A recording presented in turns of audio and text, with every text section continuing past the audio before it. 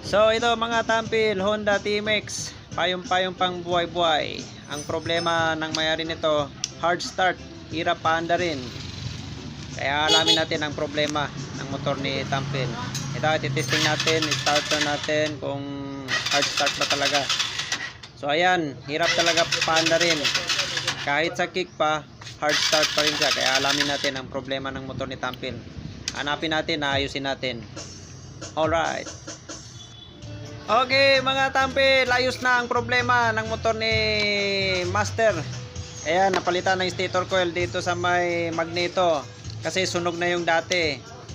So ito, testing natin, madaling paanda rin na. Hindi na hirap si Master magpaanda ng kanyang motor at hindi na rin siya mahirapan magbiyahe. So ayan, one click, one start na lang. Hindi na tulad ng dati na hirap talaga paanda rin kahit starter or kick pa yan. So ayan, success tayo.